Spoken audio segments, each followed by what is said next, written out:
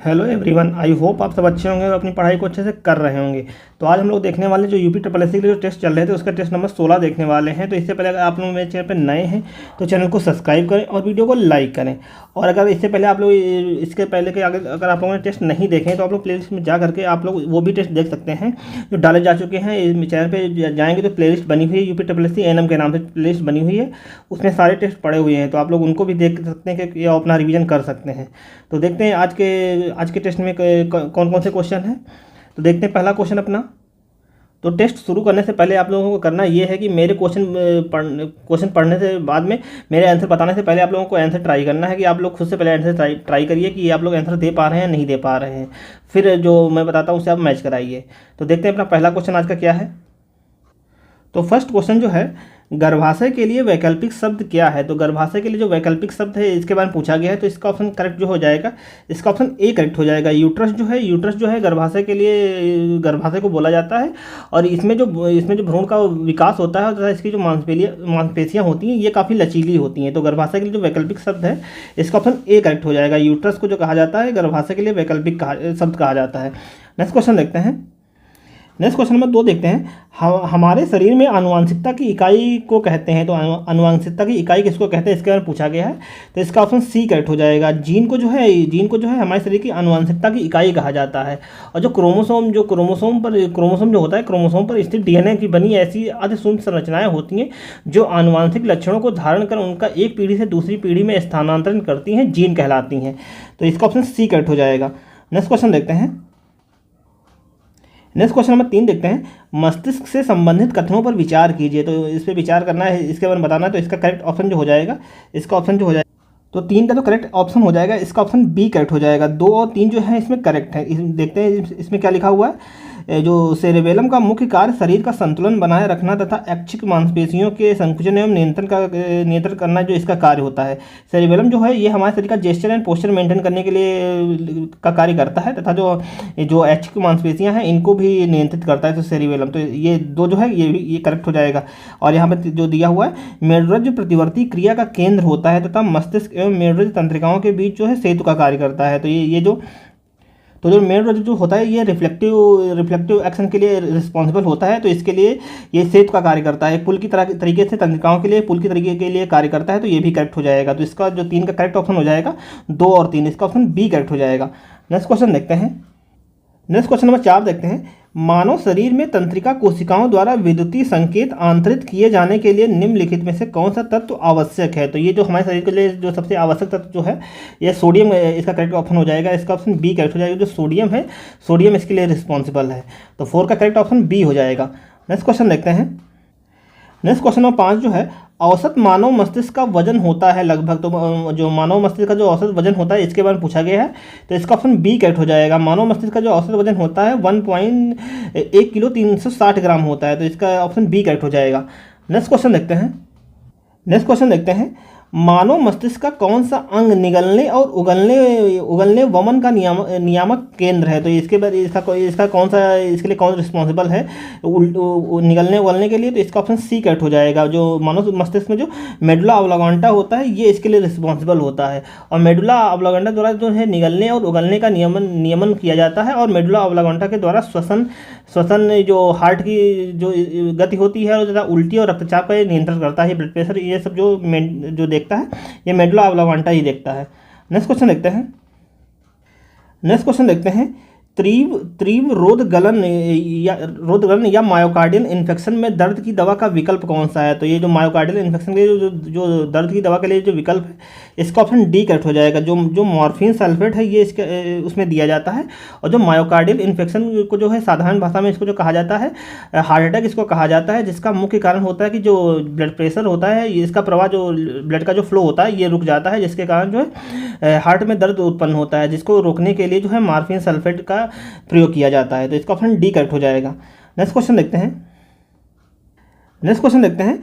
मानव शरीर में Langer hence के आइलेट या तो इसमें कहाँ पाए जाते हैं, तो ये जो पाए जाते हैं इसका ऑप्शन जो करेक्ट हो जाएगा, इसका ऑप्शन बी करेक्ट हो जाएगा। ये अग्नाशय में पाए जाते हैं और ये जो पेंक्रियाज होता है, अग्नाशय को ही जो पेंक्रियाज बोला जाता है। इसमें जो इसकी जो बीटा कोशिकाएं होती हैं, इन्हीं से जो है इंसुलिन स्रावित होता है जो जो डायबिटीज़ को कंट्रोल करता है। तो ये इसका करेक्ट ऑप्शन हो जाएगा ऑप्शन बी। नेक्स्ट क्वेश्चन देखते हैं। Question number 9।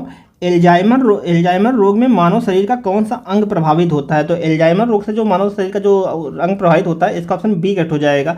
जो मानव मस्तिष्क है, ये जो है एल्जाइमर नामक रोग से प्रभावित होता है। और ये जो एल्जाइमर जो होता है, इसमें जो मनुष्य में जो होती है उसकी याददाश्त जो होती है वो खोने लगती है। और ये जो अधिकांश देखा जाता है जब किसी व्यक्ति की जो एज जो होती है 48 से 65 साल के बीच में जब कोई व्यक्ति होता है, तो उस टाइम में ये देखने को मिलता है अल्जाइमर।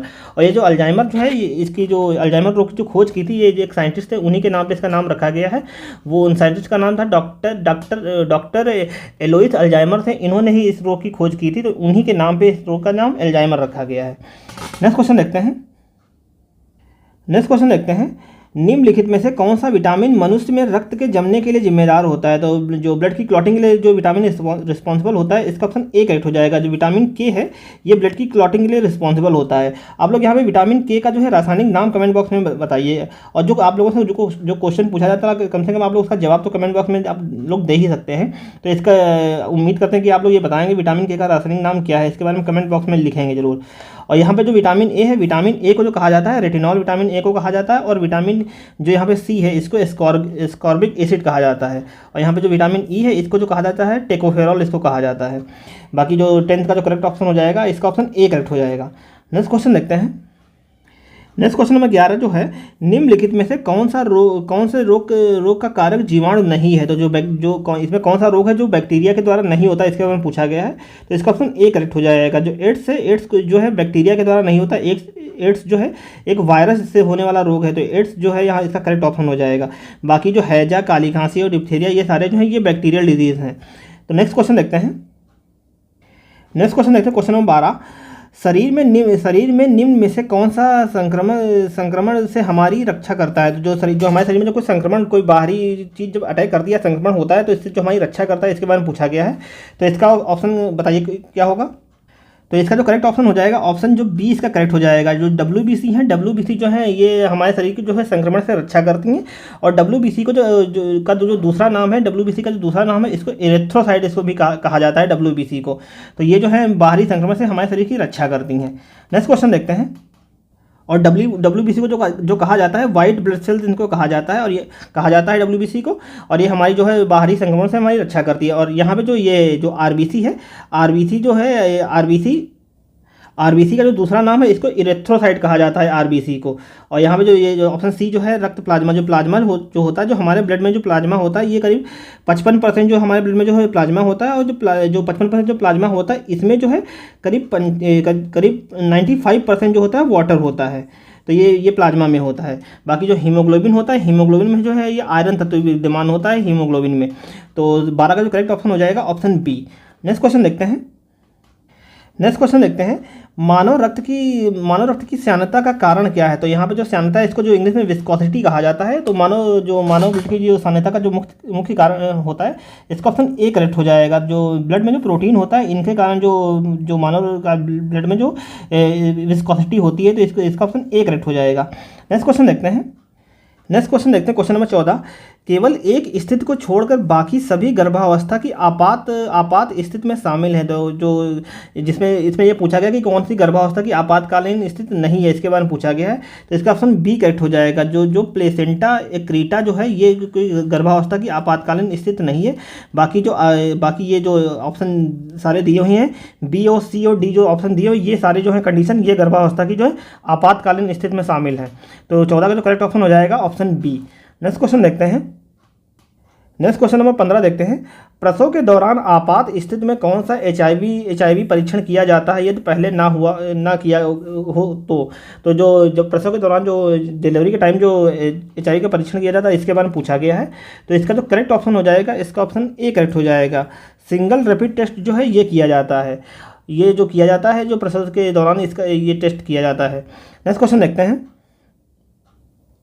तो इसमें यदि HIV का जो टेस्ट जो पहले परीक्षण ना किया जाता है तो प्रसव के दौरान जो HIV की जांच के लिए सिंगल रैपिड टेस्ट का प्रयोग करते हैं।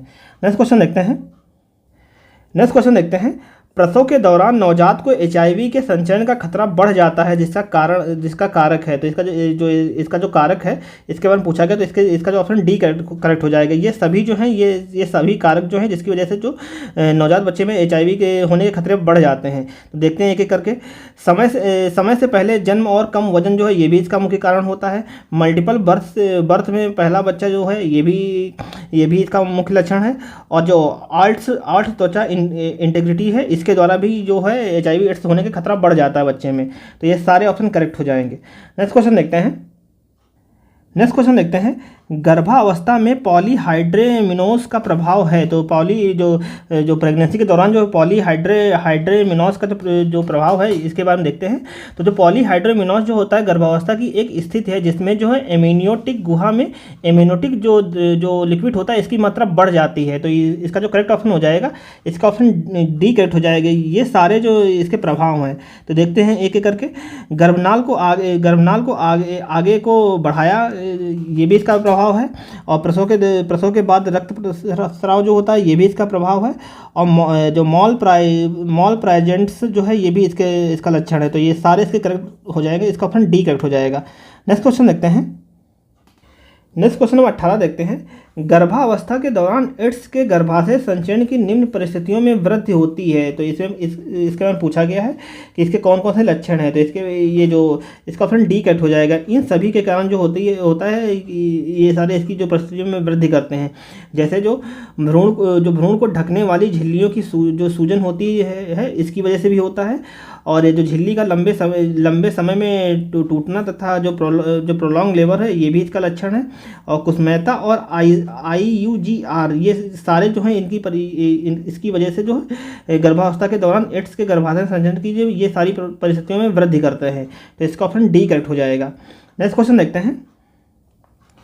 देखते हैं यदि व्यक्ति को गलत प्रकार का रुधिर दे दिया जाए तो निम्नलिखित में से क्या परिणाम होता है। तो अगर किसी व्यक्ति को अगर जो ब्लड ग्रुप होता है अगर उसके अलावा दूसरा ब्लड ग्रुप का अगर ब्लड दे दिया जाता है तो उसमें क्या प्रभाव होता है इसके बारे में पूछा गया है। तो इसका ऑप्शन डी करेक्ट हो जाएगा। जो तिल्ली और लिम्फोनोड्स में विकृति आ जाती है। तिल्ली को जो कहा जाता है स्प्लीन इसको कहा जाता है। स्प्लीन और लिम्फोनोड में जो है विकृति आ जाती है। और इसमें जब किसी व्यक्ति को जो अलग अलग मतलब जिस ब्लड ग्रुप का ब्लड चाहिए होता है उसको दूसरे ग्रुप दे दिया जाता है तो जो एंटीजन और एंटीबॉडीज जो हैं ये दोनों मिल करके ब्लड को क्लॉट कर देते हैं जिसके कारण जो है रोगी की मृत्यु हो जाती है। तो 19 का जो करेक्ट ऑप्शन हो जाएगा ऑप्शन डी करेक्ट हो जाएगा। नेक्स्ट क्वेश्चन देखते हैं महिला को जब उल्टी दिन भर जारी रहती है तथा उसका स्वास्थ्य खराब होता है तो उसे किस रूप में जाना जाता है। तो इसको जो जाना जाता है इसका ऑप्शन सी करेक्ट हो जाएगा। इसको जो जाना जाता है हाइपरमेसिस ग्रेविडेरम के रूप में इसको जाना जाता है। और ये जो हाइपरमेसिस जो ग्रेविडेरम जो है ये एक मॉर्निंग सिकनेस है। इसमें जो है गर्भवती महिला को जो लगातार उल्टी और दस्त होते रहते हैं। तो इसका ऑप्शन जो है सी करेक्ट हो जाएगा। नेक्स्ट क्वेश्चन नंबर 21 जो है मनुष्य की लाल रुधिर कणिकाओं का RBC का जीवन काल कितना होता है। तो RBC का जो जीवन काल होता है इसका ऑप्शन ए करेक्ट हो जाएगा। इसका जीवन काल जो होता है 120 दिन तक होता है। और RBC को जो है दूसरे नाम से भी जाना जाता है। इसको जो कहा जाता है RBC को इरेथ्रोसाइट भी RBC को कहा जाता है। तो इनका जो जीवन काल होता है 120 दिन होता है। नेक्स्ट क्वेश्चन देखते हैं। नेक्स्ट क्वेश्चन नंबर 22 जो है जब गर्भ में थोड़ी खलबली है, औस बंद है, झिल्ली बरकरार है तथा गर्भ स्थित है तो उसे कहते हैं। तो इसको जो कहा जाता है इस कंडीशन में तो कहा जाता है इसका ऑप्शन जो बी करेक्ट हो जाएगा। इसको जो कहा जाता है थ्रीटन गर्भपात इसको कहा जाता है। तो इसका ऑप्शन बी करेक्ट हो जाएगा। नेक्स्ट क्वेश्चन देखते हैं। नेक्स्ट क्वेश्चन नंबर 23 देखते हैं केवल एक को छोड़कर निम्न सभी तरीकों का इस्तेमाल सिफेलोपेल्विक असमानता का निर्धारण करने के लिए किया जाता है। तो इसमें ये पूछा गया है किसका प्रयोग नहीं किया जाता है सिफेलोपेल्विक असमानता को निर्धारण करने के लिए, इसके बारे में पूछा गया है। तो इसका ऑप्शन डी कट हो जाएगा। जो लेटरल टटोलने का कार्य जो है ये जो है सिफेलोपेल्विक असमानता का निर्धारण करने के लिए नहीं होता है। बाकी जो है चेसर मॉर्स विधि जो इसके द्वारा भी इसका निर्धारण किया जाता है। मुनरो केयर विधि के द्वारा भी किया जाता है। बायां हाथ पकड़ विधि जो है इसके द्वारा भी जो सिफेलोपेल्विक असमानता का निर्धारण किया जाता है। तो यहाँ पर जो नहीं किया जाता है तो इसका डी करेक्ट हो जाएगा। नेक्स्ट क्वेश्चन देखते हैं। नेक्स्ट क्वेश्चन जो है केवल एक को छोड़कर निम्न सभी कथन गर्भावस्था में जो भ्रूण की मौत के लक्षण को दर्शाते हैं। तो इसमें जो कौन सा लक्षण है जो गर्भावस्था में जो भ्रूण के लक्षण को नहीं दर्शाता है, मौत के लक्षण को नहीं दर्शाता है, इसका ऑप्शन जो करेक्ट हो जाएगा, इसका ऑप्शन डी करेक्ट हो जाएगा। डी जो है अल्ट्रासोनिक स्कैनर से भ्रूण की जो दिल की धड़कन का सुनना, ये कोई इसकी मौत का लक्षण नहीं है। अगर धड़कन सुनाई पड़ रही है तो इसका मतलब कि जो बच्चा है वो स्वस्थ है और वो उसकी दिल की धड़कन सुनाई पड़ रही है। तो इसका जो डी है, डी करेक्ट हो जाएगा। बाकी जो यहाँ पे दिए हुए हैं गर्भावस्था के लक्षण लुप्त होना, ये भी उसकी मौत का लक्षण की तरफ इशारा करता है। गर्भाशय तरीकों के लिए छोटा होना, ये भी उसका लक्षण दिखाता है। और योनि से भूरा स्राव होना, ये सारे जो लक्षण है ये दिखाते हैं कि गर्भावस्था में जो है बच्चे की मौत हो चुकी है। ये सारे लक्षण दिखाते हैं। बाकी जो डी है, डी जो है इसका करेक्ट ऑप्शन हो जाएगा। नेक्स्ट क्वेश्चन देखते हैं झूठी व फैंटम गर्भावस्था है। तो झूठी व फैंटम गर्भावस्था है, इसके बारे में पूछा गया है। तो ये जो अवस्था है इसको जो कहा जाता है, इसका ऑप्शन बी करेक्ट हो जाएगा। इसको जो कहा जाता है स्यूडोसाइसिस इसको कहा जाता है। ये एक प्रकार ये एक झूठी गर्भावस्था की अवस्था है। और इसमें जो है, इसमें जो किसी फीमेल को जो है उसको महसूस होता है कि वो प्रेग्नेंट है, लेकिन जब जांच की जाती है तो पता चलता है कि वो प्रेग्नेंट नहीं है। तो उस कंडीशन को जो कहा जाता है स्यूडोसाइसिस कंडीशन कहा जाता है। नेक्स्ट क्वेश्चन देखते हैं भ्रूण की पहली मूवमेंट जिसे माँ द्वारा 16 से 20 सप्ताह के मध्य महसूस किया जाता है उसे कहा जाता है। तो इसे जो कहा जाता है, इसे क्विकिंग कहा जाता है। क्विकिंग इसको कहते हैं। इसका ऑप्शन ए करेक्ट हो जाएगा। और ये जो क्विकिंग होता है, ये जो गर्भ में पल रहे शिशु के जो ये पहली हलचल होती है। और यह हलचल जो है जो गर्भाशय में करीब 16 से 20 सप्ताह के मध्य इसको महसूस किया जाता है, जिसको माँ महसूस करती है। तो इसका ऑप्शन ए करेक्ट हो जाएगा 26 का। नेक्स्ट क्वेश्चन नंबर 27 देखते हैं। प्रसव के दौरान वेनिलाल परीक्षण करते समय सूचर प्रस्तुतीकरण तथा स्थिति निर्धारित करने के लिए प्रत्येक उपयोगी लैंडमार्क बनाता है, जिसको कहा जाता है सेजिटल सूचर इसको कहा जाता है। तो ये इसका ऑप्शन जो करेक्ट हो जाएगा, इसका ऑप्शन डी करेक्ट हो जाएगा। इसको जो कहते हैं फ्रंटल अस्थि को आधा करता है। यही जो सेजिटल जो सूचर होता है, ये फ्रंटल अस्थि जो होती है इसको आधा करता है। तो इसका ऑप्शन डी करेक्ट हो जाएगा। नेक्स्ट क्वेश्चन देखते हैं। नेक्स्ट क्वेश्चन नंबर 28 जो है गर्भनाल जो एम्ब्रियोटिक कनेक्टिव टिश्यू से बनती है, उसके ऊपर जो गैलेटिनस पदार्थ हो उसे क्या कहते हैं। तो इसको जो कहा जाता है, इसका ऑप्शन ए करेक्ट हो जाएगा। इसको जो कहते हैं हार्टन जेली इसको कहा जाता है। नेक्स्ट क्वेश्चन नंबर 29 देखते हैं। वयस्क व्यक्ति की हृदय की धड़कन दर क्या होती है। तो जो वयस्क व्यक्ति होती है, इसकी जो दिल की धड़कन होती है, इसकी जो दर होती है, इसका जो ऑप्शन डी करेक्ट हो जाएगा। उनकी जो दिल की धड़कन होती है 70 से 80 बार प्रति मिनट होती है। तो इसका ऑप्शन डी करेक्ट हो जाएगा। नेक्स्ट क्वेश्चन देखते हैं। नेक्स्ट क्वेश्चन नंबर 30 जो है, जो पेल्विक आउटलेट का सबसे बड़ा डायमीटर कौन सा होता है। तो पेल्विक आउटलेट का जो सबसे बड़ा डायमीटर होता है, इसका ऑप्शन जो करेक्ट हो जाएगा, इसका ऑप्शन ए करेक्ट हो जाएगा। ये जो होता है, इस जो डायमीटर को जो बोलते हैं एंटीरियर और पोस्टीरियर जो डायमीटर को कहा जाता है। तो इसका ऑप्शन ए करेक्ट हो जाएगा। नेक्स्ट क्वेश्चन देखते हैं अस्थानिक गर्भावस्था की आम जगह क्या है। तो अस्थानिक गर्भावस्था की जो आम जगह है, इसका ऑप्शन ए करेक्ट हो जाएगा। इस जगह को जो कहा जाता है ट्यूबल एम्पुला इसको कहा जाता है। ये जो होती है अस्थानिक गर्भावस्था की आम जगह है। इसका ऑप्शन ए करेक्ट हो जाएगा। नेक्स्ट क्वेश्चन देखते हैं। और यहाँ पे जो अस्थानिक गर्भावस्था को जो ट्यूबल गर्भावस्था भी कहते हैं। और यह एक प्रकार की जो है गर्भावस्था की जटिलता है, जिसमें जो है जो भ्रूण को है गर्भाशय के बाहर प्रत्यारोपित किया जाता है, जिसको जो कहा जाता है ट्यूबल या एम्प्यूला इसको कहते हैं इस कंडीशन को। तो इसका ऑप्शन ए करेक्ट हो जाएगा। नेक्स्ट क्वेश्चन देखते हैं। नेक्स्ट क्वेश्चन 32 जो है, मानव ब्लड का जो पीएच कितना होता है। तो मानव ब्लड का जो पीएच होता है, इसका ऑप्शन डी करेक्ट हो जाएगा। पीएच मान जो होता है 7.4 जो है इसका पीएच मान होता है। नेक्स्ट क्वेश्चन देखते हैं। मानव शरीर में ऑक्सीजन का अभिगमन होता है। तो मानव शरीर में जो ऑक्सीजन जो ट्रैवल करती है, इसके बारे में पूछा गया है। ये मतलब कौन तरीके मतलब किसके थ्रू ट्रैवल करती है, इसके बारे में पूछा गया है। तो इसका ऑप्शन जो करेक्ट हो जाएगा, इसका ऑप्शन सी करेक्ट हो जाएगा। ऑक्सीजन जो है सबसे पहले जो है जो फेफड़ों के द्वारा कैरी की जाती है, उसके बाद ब्लड के थ्रू जो है टिश्यू जो अंगों तक पहुँचती है। तो इसका जो सीक्वेंस हो जाएगा 2, 1, 3 जो है इसका करेक्ट सीक्वेंस हो जाएगा। तो इसका ऑप्शन जो सी करेक्ट हो जाएगा। जो ऑक्सीजन जो ट्रेवल करती है सबसे पहले फेफड़े के थ्रू ग्रहण की जाती है, उसके बाद ये ऑक्सीजन उसमें ब्लड के साथ मिल करके जो है ये शरीर के विभिन्न अंगों तक जाती है। तो इसका ऑप्शन जो करेक्ट सी हो जाएगा। नेक्स्ट क्वेश्चन देखते हैं। नेक्स्ट क्वेश्चन नंबर 34 देखते हैं। एक मरीज ओपीडी में पहली बार पेट दर्द, एमेनेरिया व योनि से खून बहने की हिस्ट्री बताती है, जिसका कारण निम्नलिखित में से हो सकता है। तो इसका जो कारण हो सकता है इसके बारे में पूछा गया है, तो इसका ऑप्शन डी करेक्ट हो जाएगा। ये सभी कारण जो होते हैं इस कंडीशन के लिए कारण होते हैं, जैसे गर्भपात, मोलर गर्भावस्था और अस्थानीय गर्भावस्था, ये सारे जो कारण होते हैं इसके। यहाँ पे आप लोग ये बताइए, जो ये जो ओपीडी है, ओपीडी का फुल फॉर्म क्या होता है, इसके बारे में कमेंट बॉक्स में लिखिए, क्योंकि कभी कभी ऐसे बहुत छोटे से क्वेश्चन आ जाते हैं और इसका फुल फॉर्म लोगों को नहीं पता होता है, तो आप लोग इसका फुल फॉर्म बताइए।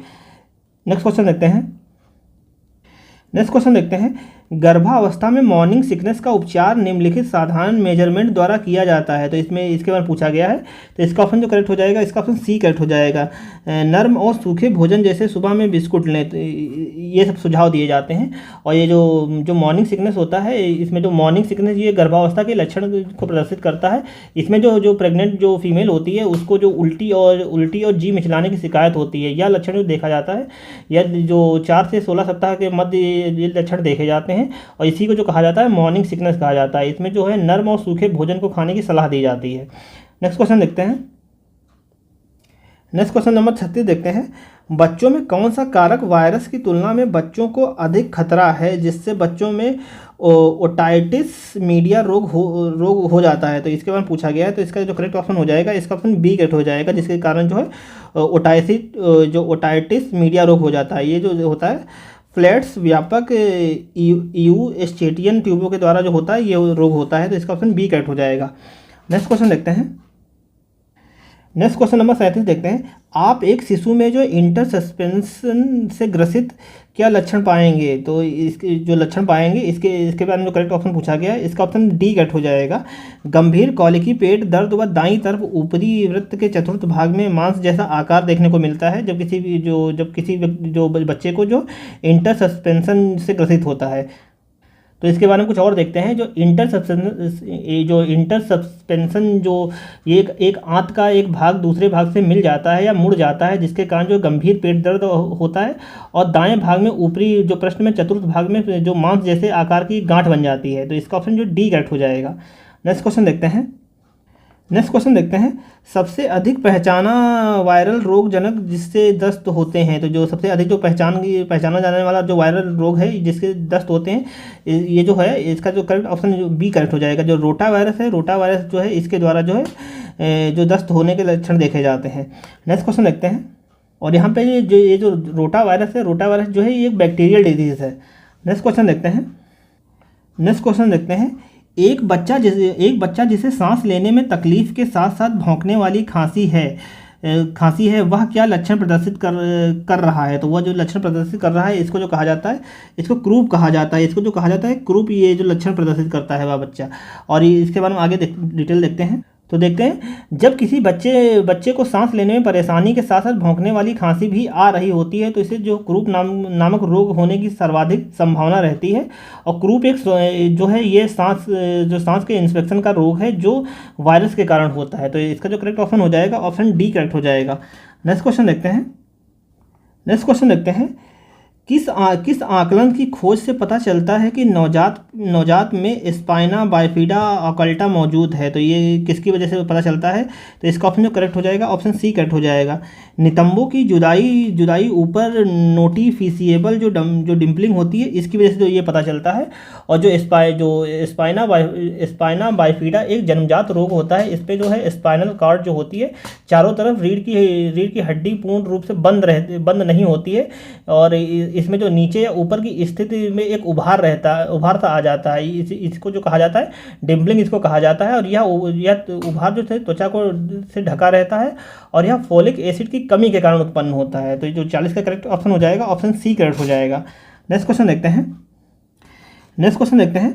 कौन से पोषक तत्वों से न्यूरल ट्यूब दोषों की घटना को कम किया जा सकता है, तो जो न्यूरल ट्यूब दोषों की जो घटना को कम किया जा सकता है, इसका ऑप्शन डी करेक्ट हो जाएगा। जो फोलिक एसिड जो तत्व होता है इसके द्वारा जो है न्यूरल ट्यूब दोषों को जो कम किया जा सकता है, तो इसका करेक्ट ऑप्शन जो हो जाएगा डी करेक्ट हो जाएगा।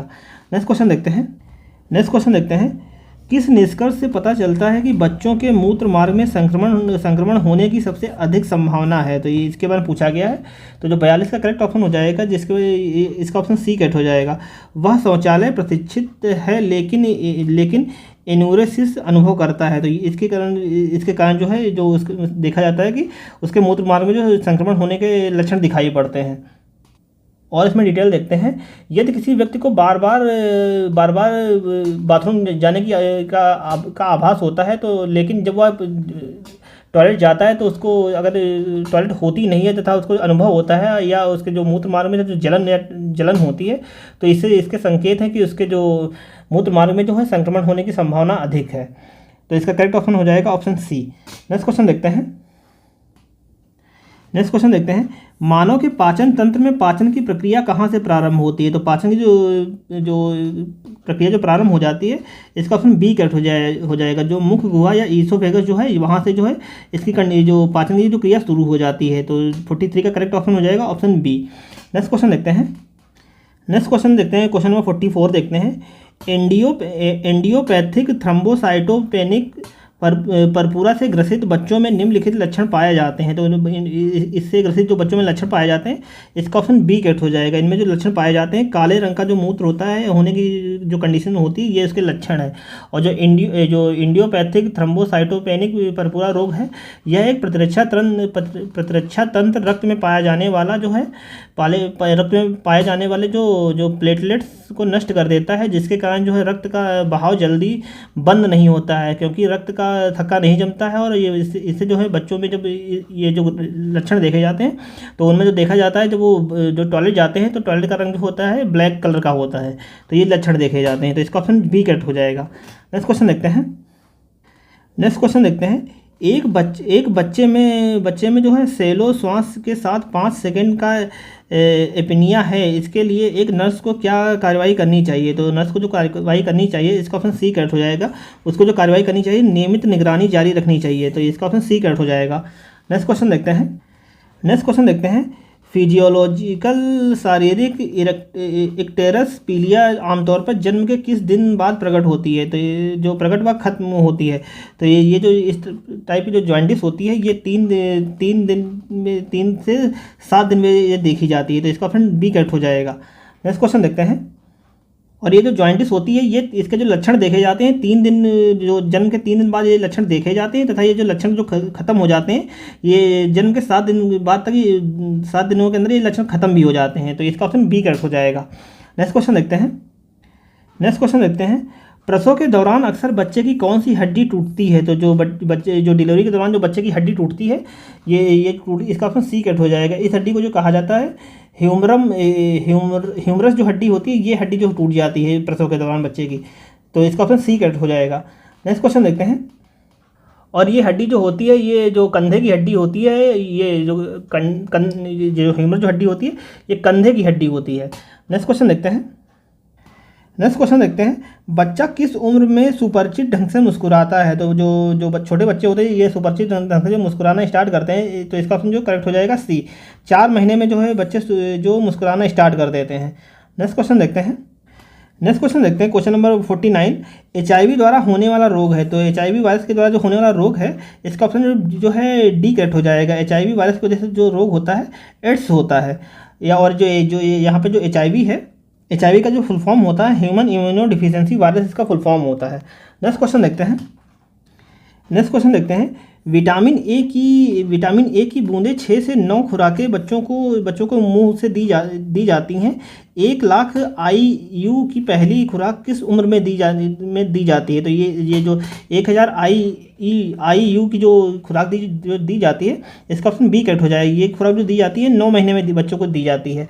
और विटामिन ए जो है हमारी आंखों के लिए अत्यंत आवश्यक है, और यह आंखों में होने वाली रतौंधी रोग से हमें बचाता है। विटामिन ए की जो बूंदें 6 से 9 खुराकें जो हैं बच्चों को मुंह से दी जाती हैं, तथा जो 1 लाख IU की जो पहली खुराक दी जाती है, ये 9वें महीने में दी जाती है। तो इसका ऑप्शन बी करेक्ट हो जाएगा। नेक्स्ट क्वेश्चन देखते हैं। और यहाँ पे जो ये 1000 IU है, ये प्रकार की रेटिंग होती है जो दवा के पैकिंग पे लिखी होती है, ये एक रेटिंग है। तो इसकी जो खुराक दी जाती है 9 महीने में दी जाती है। नेक्स्ट क्वेश्चन देखते हैं। नेक्स्ट क्वेश्चन देखते हैं, निम्न में से एक स्थूल पोषक तत्व नहीं है। तो जो स्थूल जो पोषक तत्व होते हैं ये उनको कहते हैं जिससे हमारे शरीर को जो है सबसे ज़्यादा एनर्जी प्राप्त होती है, तो उनको जो कहा जाता है स्थूल पोषक तत्व कहा जाता है। लेकिन यहाँ पे जो पूछा गया है कि इनमें से कौन सा स्थूल पोषक तत्व नहीं है, तो इसका जो करेक्ट ऑप्शन हो जाएगा ऑप्शन ए, विटामिन जो है, ये विटामिन के द्वारा जो हमारे शरीर को कोई एनर्जी प्राप्त नहीं होती, जबकि ये विटामिन जो हमारे शरीर में इम्यूनिटी बढ़ाने का कार्य करते हैं, तो इसका करेक्ट ऑप्शन ए हो जाएगा। नेक्स्ट क्वेश्चन देखते हैं, निम्न में से एक ऊर्जा उपज भोजन नहीं है। तो जो ऊर्जा जिसके द्वारा ऊर्जा नहीं मिलती है, तो इसका भी वही ऑप्शन करेक्ट हो जाएगा, ऑप्शन सी, विटामिन और खनिज के द्वारा जो है हमारे शरीर को कोई एनर्जी प्राप्त नहीं होती, ये हमारे शरीर में जो रोग प्रतिरोधक क्षमता को बढ़ाते हैं, तो इसका ऑप्शन सी करेक्ट हो जाएगा। नेक्स्ट क्वेश्चन देखते हैं, और यहाँ पे जो ये जो वसा जो फैट है, फैट के द्वारा जो हमारे शरीर को सबसे अधिक एनर्जी प्राप्त होती है, 1 ग्राम फैट से जो है करीब 9 कैलोरी ऊर्जा प्राप्त होती है। और जो यहाँ पे प्रोटीन है, 1 ग्राम प्रोटीन से करीब 4 कैलोरी ऊर्जा प्राप्त होती है। और यही जो कार्बोहाइड्रेट होता है, 1 ग्राम कार्बोहाइड्रेट से भी 4 कैलोरी ऊर्जा प्राप्त होती है हमारे शरीर को, तो इसका जो करेक्ट ऑप्शन सी हो जाएगा। नेक्स्ट क्वेश्चन देखते हैं, मानव शरीर का एकमात्र अंग जो पुनः विकसित व पुनः सृजित हो सकता है। तो मानव शरीर का जो एकमात्र अंग है जो पुनः जो रीजनरेट हो जाता है, तो इसका ऑप्शन सी करेक्ट हो जाएगा। जो जिगर या लीवर जो है मानव शरीर का जो अंग है जो पुनः जो खुद को विकसित कर लेता है। नेक्स्ट क्वेश्चन देखते हैं, जनसांख्यिकी के अध्ययन में शामिल है। तो जनसांख्यिकी के अध्ययन में जो शामिल किया जाता है, फर्टिलिटी रेट को शामिल किया जाता है, मृत्यु को भी शामिल किया जाता है, सामाजिक जो ऋणकता जो होती है इसको भी शामिल किया जाता है, तो इसका जो करेक्ट ऑप्शन हो जाएगा ये सभी, इसका ऑप्शन डी करेक्ट हो जाएगा। नेक्स्ट क्वेश्चन देखते हैं, विटामिन का उच्चतम स्रोत है। तो विटामिन यहाँ पे विटामिन ए हो जाएगा। विटामिन ए का जो उच्चतम स्रोत जो है, इसके बारे में पूछा गया कि कौन सा विटामिन ए का जो है उच्चतम स्रोत है, तो इसका ऑप्शन जो यहाँ पे करेक्ट हो जाएगा सी, पपीता में जो है सर्वाधिक विटामिन ए पाया जाता है, तो पपीता इसका करेक्ट ऑप्शन हो जाएगा। नेक्स्ट क्वेश्चन देखते हैं, यहाँ पे आप लोग इससे कंफ्यूज ना करिए, ये जो कॉड लिवर ऑयल जो है इसमें भी विटामिन ए पाया जाता है, लेकिन यहाँ पे पूछा गया कि सबसे ज़्यादा किस में पाया जाता है, तो पपीता में पाया जाता है, तो इसका ऑप्शन ए करेक्ट हो जाएगा। नेक्स्ट क्वेश्चन देखते हैं, आईयूडी लगी महिलाओं में सबसे दुष्प्रभाव यह होता है। जो आईयूडी लगी महिलाओं में जो सबसे दुष्प्रभाव होता है, इसके बारे में पूछा गया है, तो इसका ऑप्शन बी करेक्ट हो जाएगा। ये जो होता है योनि से खून में बढ़ाव जो हो जाता है, ये इसके जो दुष्प्रभाव होता है, तो इसका ऑप्शन बी करेक्ट हो जाएगा। नेक्स्ट क्वेश्चन देखते हैं, नवजात शिशुओं में ज़्यादातर टिटनेस कब प्रकट होता है। तो नवजात जो बच्चे होते हैं इनमें जो टिटनेस देखने को मिलता है, तो इसका ऑप्शन जो सी करेक्ट हो जाएगा। ये जो जन्म के 7वें दिन बाद जो देखने को मिलता है, टिटनेस के लक्षण देखने को मिलते हैं। और टिटनेस जो है ये एक बैक्टीरियल डिजीज है जो फैलती है, जो क्लोस्ट्रीडियम टिटेनी बैक्टीरिया होता है, इसके द्वारा टिटनेस जो रोग फैलता है, तो इसका जो करेक्ट ऑप्शन हो जाएगा ऑप्शन सी। नेक्स्ट क्वेश्चन देखते हैं, निम्न में से कौन सा हड्डी तोड़ बुखार कहा जाता है। तो हड्डी तोड़ बुखार जो कहा जाता है, डेंगू को जो है हड्डी तोड़ बुखार कहा जाता है। और जो डेंगू जो होता है जो एडिस इजिप्टी जो मच्छर के काटने से जो है डेंगू फैलता है। और इसमें जो देखने को मिलता है, तेज बुखार के साथ सरदर्द व जोड़ों में दर्द होता है, ये देखने को मिलता है, तो इसका जो 58 का जो करेक्ट ऑप्शन हो जाएगा ऑप्शन ए। नेक्स्ट क्वेश्चन देखते हैं, महामारी में सबसे पहले बीमार व्यक्ति को क्या कहते हैं। तो अगर कोई महामारी होती है, उससे अगर कोई भी व्यक्ति अगर जो पहला जो इससे प्रभावित होता है, तो उसको जो कहा जाता है इंडेक्स मामला, या इसको कहते हैं इंडेक्स केस इसको कहा जाता है, तो इसका ऑप्शन डी करेक्ट हो जाएगा। इसको जो कहते हैं इंडेक्स केस कहा जाता है, जो महामारी से जो पहला व्यक्ति जो है प्रभावित होता है। नेक्स्ट क्वेश्चन देखते हैं, कॉपर्टी निम्न परिस्थिति में नहीं लगाते हैं। तो जो कॉपर्टी का जो नहीं लगाया जाता है, इसका ऑप्शन जो है जो डी करेक्ट हो जाएगा। ये सारी कंडीशन जो है इनमें जो कॉपर्टी नहीं लगाया जाता है, जैसे गर्भावस्था की जो कंडीशन होती है तब कॉपर्टी नहीं लगाया जाता है, हृदय रोग अगर किसी को है तब नहीं लगाया जाता, या श्रेणी संक्रमण जो होता है इसमें भी जो है कॉपर्टी नहीं लगाया जाता है। तो 60 का करेक्ट ऑप्शन जो हो जाएगा ऑप्शन डी करेक्ट हो जाएगा। नेक्स्ट क्वेश्चन देखते हैं, 5 साल से कम उम्र के बच्चों में मौत का सबसे सामान्य कारण क्या होता है। तो 5 साल से कम उम्र के बच्चों में जो मृत्यु का जो सबसे सामान्य कारण देखा जाता है, इसका ऑप्शन ए करेक्ट हो जाएगा। ये में जो मृत्यु का कारण होता है डायरिया होता है। नेक्स्ट क्वेश्चन देखते हैं, पानी की अस्थायी कठोरता को किस तरह से हटाया जा सकता है। तो पानी की जो अस्थायी कठोरता जो होती है, इसको जो हटाया जा सकता है, इसका ऑप्शन ए करेक्ट हो जाएगा। इस कठोरता को जो उबाल कर हटाया जा सकता है, तो इसका ऑप्शन ए करेक्ट हो जाएगा।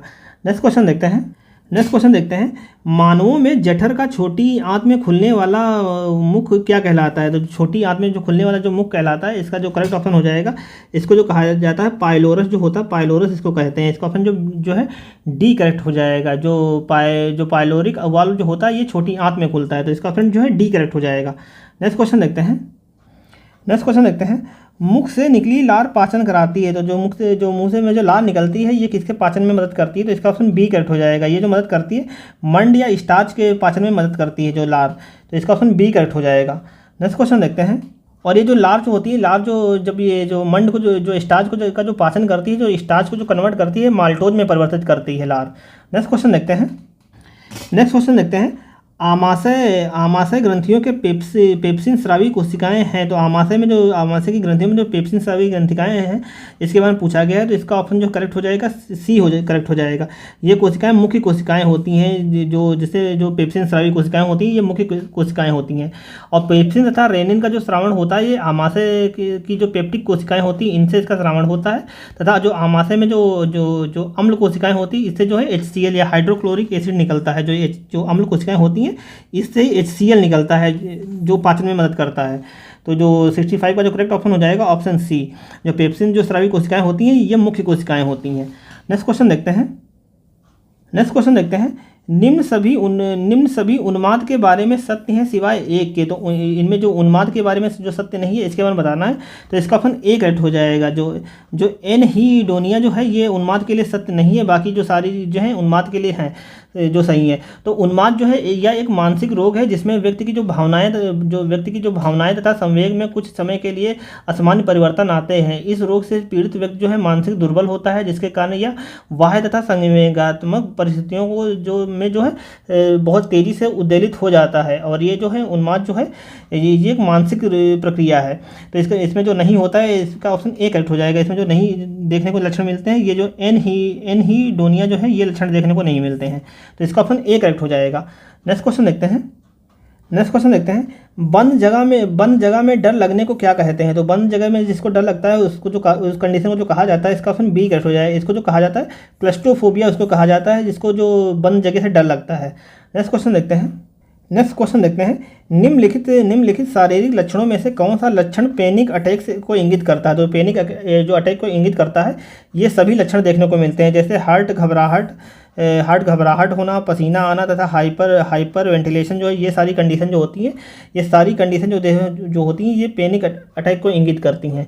पैनिक अटैक में जो देखने को मिलता है अचानक से जो उत्पन्न ये बेचैनी या डर से संबंधित है, पैनिक अटैक को संबंध है इसका, जिसके कारण जो है सांसों का फूलना, डर लगना, हार्ट घबराहट होना तथा पसीना आना तथा शरीर का कपकपाना आदि ये लक्षण शामिल होते हैं पैनिक अटैक में। तो जो 68 का करेक्ट ऑप्शन हो जाएगा ऑप्शन डी करेक्ट हो जाएगा इसका। नेक्स्ट क्वेश्चन देखते हैं, क्वेश्चन नंबर 69, मानसिक रूप से बीमार रोगी के अधिकार का विधेयक शामिल है। तो इसका जो करेक्ट ऑप्शन हो जाएगा ऑप्शन डी, ये सभी उसके विधेयक में शामिल हैं। जैसे देखते हैं इसमें व्यक्तिगत रूप से लिखा उपचार योजना का अधिकार ये भी शामिल है। सेवाओं की योजना बनाने में चल रही भागीदारी का अधिकार ये भी शामिल है। एक मानवीय व्यवहार पर्यावरण का अधिकार ये भी शामिल है। तो ये सारे जो शामिल हैं इसमें, तो इसका ऑप्शन जो है डी करेक्ट हो जाएगा। नेक्स्ट क्वेश्चन देखते हैं, तो ये सारे जो हैं ये अधिकार जो शामिल हैं ये एक मानसिक रूप से बीमार रोगी के अधिकारों में शामिल हैं। तो ये सारे अधिकार उसमें शामिल होते हैं। नेक्स्ट क्वेश्चन देखते हैं, निम्नलिखित में से किस खाद्य पदार्थ में एक ही मात्रा में अधिकतम कैलोरी मान विद्यमान रहते हैं? तो इसका ऑप्शन ए करेक्ट हो जाएगा। जो मक्खन है, मक्खन को ही इसमें जो फैट सबसे ज़्यादा देखने को मिलता है, तो इसमें ये जो है इसका अधिकतम कैलोरी मान होगा। तो इसका ऑप्शन ए करेक्ट हो जाएगा। नेक्स्ट क्वेश्चन देखते हैं, निम्नलिखित में से कौन सा पौष्टिक तत्व अस्थि एवं दांतों के निर्माण एवं मजबूती के लिए आवश्यक नहीं है? तो जो हड्डियों के और दांतों की मजबूती के लिए आवश्यक नहीं है, तो इसका ऑप्शन जो यहाँ पर डी करेक्ट हो जाएगा। जो आयोडीन जो है ये हड्डियों के लिए आवश्यक नहीं है। बाकी यहाँ पे जो कैल्शियम, फास्फोरस और फ्लोरीन ये तीनों तत्व जो हैं हड्डी व दांतों की मजबूती के लिए रिस्पॉन्सिबल होते हैं। तो यहाँ पे जो नहीं है, तो ये जो डी इसका करेक्ट हो जाएगा 71 का ऑप्शन। नेक्स्ट क्वेश्चन देखते हैं, मेलानिन एक प्राकृतिक वर्णक है जो मानव त्वचा, बाल और आइरिस को रंग प्रदान करता है या किससे सुरक्षा प्रदान करता है हमारे शरीर को। तो ये जो सुरक्षा प्रदान करता है इसका ऑप्शन ए करेक्ट हो जाएगा। जो पराबैंगनी किरणें विकिरण जो सूर्य से जो पराबैंगनी किरणें जो आती हैं इससे ये सुरक्षा प्रदान करता है हमारे शरीर को। तो इसका ऑप्शन ए करेक्ट हो जाएगा।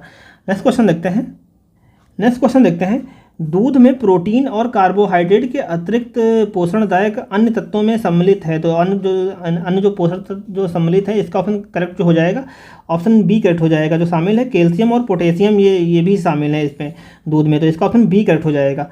नेक्स्ट क्वेश्चन देखते हैं जब कोई व्यक्ति रोता है तो इसके सक्रियण के कारण नाक से जल विसर्जन होता है। तो जब कोई व्यक्ति रोता है तो आंसू के साथ साथ नाक से जो द्रव निकलता है इसके बारे में पूछा गया है। तो ये किसकी वजह से निकलता है, इसका ऑप्शन जो करेक्ट हो जाएगा इसका ऑप्शन डी करेक्ट हो जाएगा। जो अश्रुकारी ग्रंथियाँ हैं जिनको जो कहा जाता है लेक्राइमल ग्लैंड जिनको कहा जाता है, जिसके कारण जो ये देखने को मिलता है। तो इसका ऑप्शन जो है डी करेक्ट हो जाएगा। नेक्स्ट क्वेश्चन देखते हैं निम्नलिखित में से कौन सा मानवों में पुरुष प्रजनन प्रणाली का हिस्सा नहीं है। तो इसमें से जो पुरुष प्रजनन प्रणाली का जो हिस्सा नहीं है इसका ऑप्शन डी करेक्ट हो जाएगा। जो अंडाशय या ओवरी जो है ये जो फीमेल रिप्रोडक्टिव ऑर्गन है, बाकी जो यहाँ पे जो अंडकोश, वृषण और शुक्रवाहिनी है ये सब जो है ये मेल ये सारे जो है मेल रिप्रोडक्टिव ऑर्गन्स हैं। बाकी जो यहाँ पे जो 75 का जो करेक्ट ऑप्शन हो जाएगा ऑप्शन डी करेक्ट हो जाएगा यहाँ पर।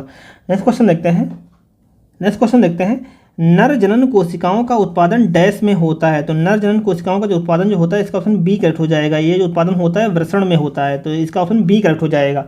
नेक्स्ट क्वेश्चन देखते हैं एक नवजात बालिका की कोशिकाओं में गुणसूत्र का कौन सा संयोजन होगा। तो इसमें जो देखना है कि फीमेल के लिए कौन सा गुणसूत्र का संयोजन सही होगा। तो इसमें जो करेक्ट हो जाएगा इसका ऑप्शन ए करेक्ट हो जाएगा। 44 गुणसूत्र प्लस एक्स जो होता है ये जो इसके जो फीमेल के लिए ये करेक्ट हो जाएगा। इसका ऑप्शन ए करेक्ट हो जाएगा।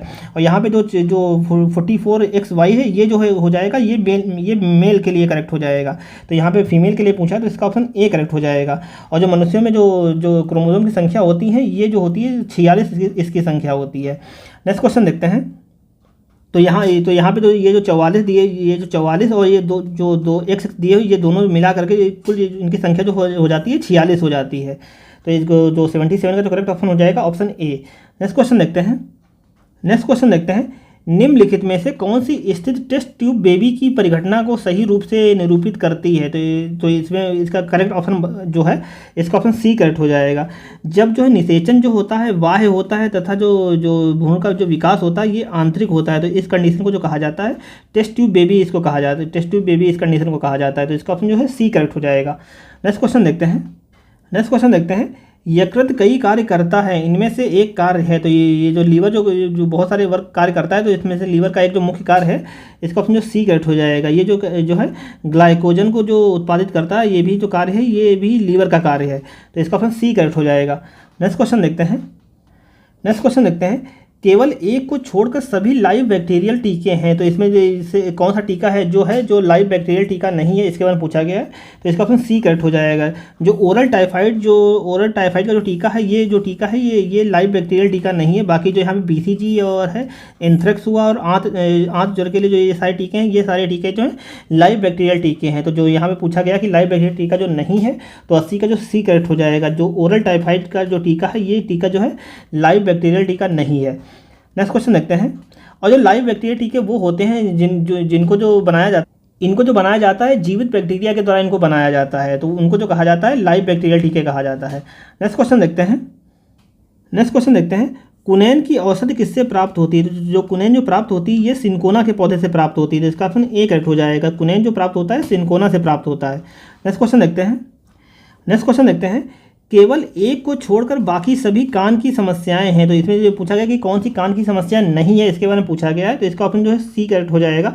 जो भेंगापन जो है ये कोई कान की समस्या नहीं है। जो भेंगापन होता है ये एक आँख की प्रॉब्लम है। तो यहाँ पे जो कान की समस्या नहीं है ये भेंगापन जो है कान की समस्या नहीं है। तो इसका ऑप्शन सी करेक्ट हो जाएगा। नेक्स्ट क्वेश्चन देखते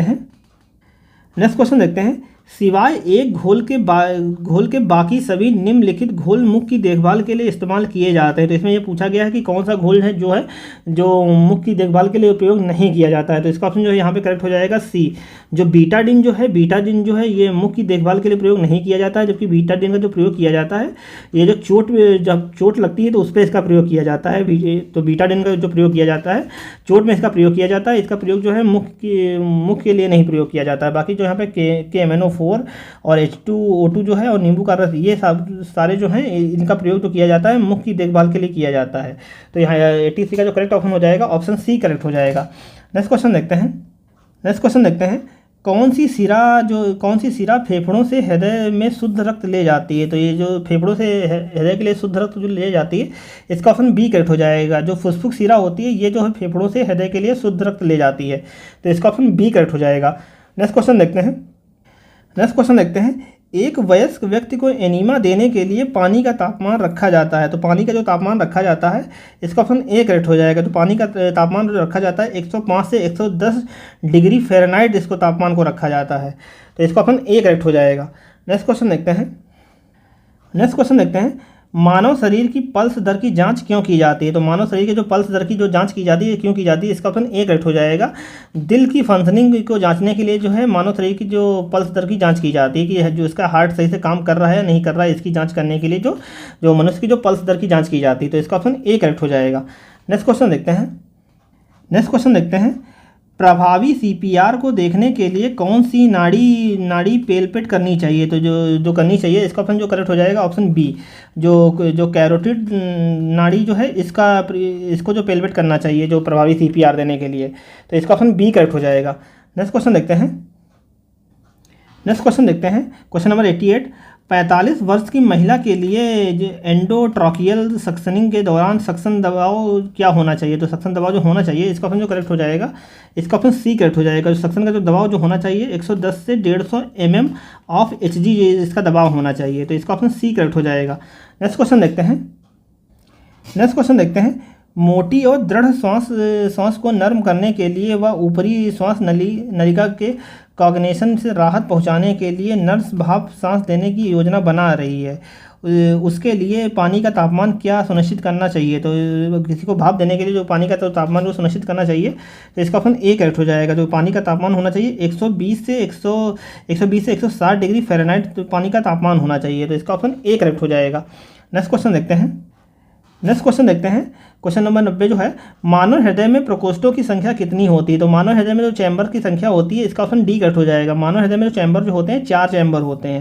नेक्स्ट क्वेश्चन देखते हैं 91 एक वयस्क पुरुष के लिए सामान्य हीमोग्लोबिन मात्रा प्रति 100 ml रक्त में होनी चाहिए। तो एक वयस्क व्यक्ति के लिए जो 100 ml जो ब्लड में जो हीमोग्लोबिन की मात्रा होनी चाहिए इसका ऑप्शन डी करेक्ट हो जाएगा। जो हीमोग्लोबिन की जो मात्रा होनी चाहिए 14.5 ग्राम जो हीमोग्लोबिन की मात्रा होनी चाहिए। तो इसका ऑप्शन डी करेक्ट हो जाएगा। नेक्स्ट क्वेश्चन देखते हैं मुख की सफाई करते समय मरीज को कौन सी स्थिति में रखते हैं। तो मुख की सफाई करते हुए जो मरीज को जो रखा जाता है तो इसका ऑप्शन जो करेक्ट हो जाएगा ऑप्शन सी सेमी फॉलर। इसका ऑप्शन सी करेक्ट हो जाएगा। जो सेमी फॉलर की कंडीशन में जो है मरीज को रखना चाहिए। और मुख की सफाई करते समय मरीज को जो सेमी फॉलर की स्थिति में रखते हैं और इस स्थिति में जो मरीज को जो बिस्तर पर लिटाकर उसके सर वाले भाग को करीब 30 से 45 डिग्री के कोण पर उठा दिया जाता है और इस कंडीशन को जो कहा जाता है सेमी फॉलर कंडीशन कहा जाता है। और अगर सिर वाले हिस्से को जो करीब 90 डिग्री के कोण तक उठा दिया जाता है तो इस कंडीशन को जो कहा जाता है फुल फॉलर की कंडीशन कहा जाता है। तो जो सेमी फॉलर की कंडीशन जो होती है ये 30 से जो 45 डिग्री की जो कंडीशन होती है उसको जो कहा जाता है सेमी फॉलर कहा जाता है। और जब 90 डिग्री तक उठा दिया जाता है तो इस कंडीशन को जो कहा जाता है फुल फॉलर की कंडीशन कहते हैं। नेक्स्ट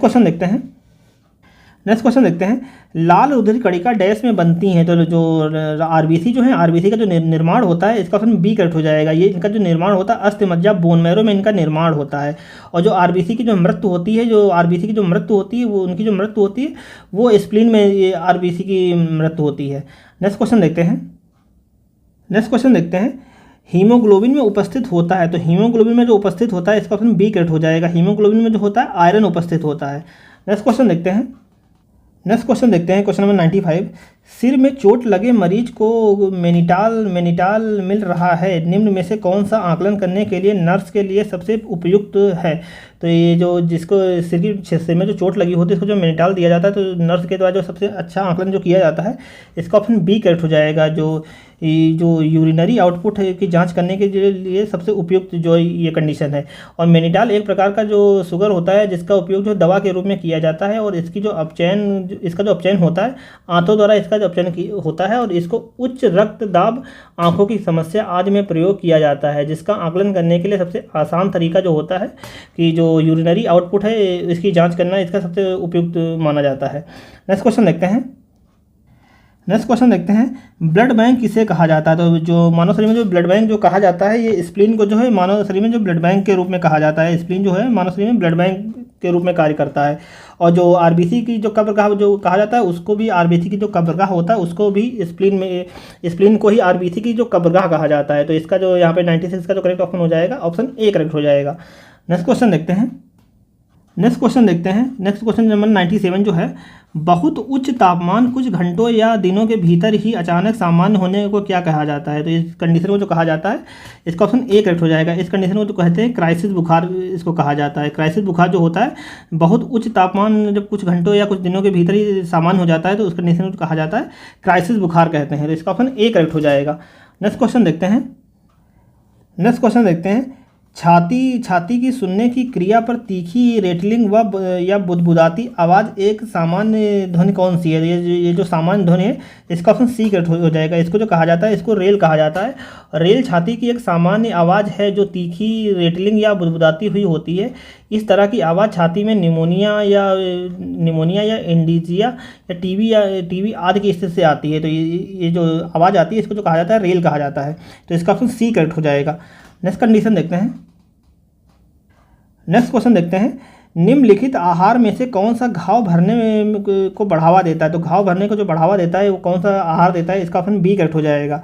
आहार जो उच्च कार्बोहाइड्रेट, उच्च प्रोटीनता और विटामिन सी जिसमें होता है, ये जो भोजन जो होता है ये घाव भरने में मदद करता है। तो इसका ऑप्शन बी करेक्ट हो जाएगा।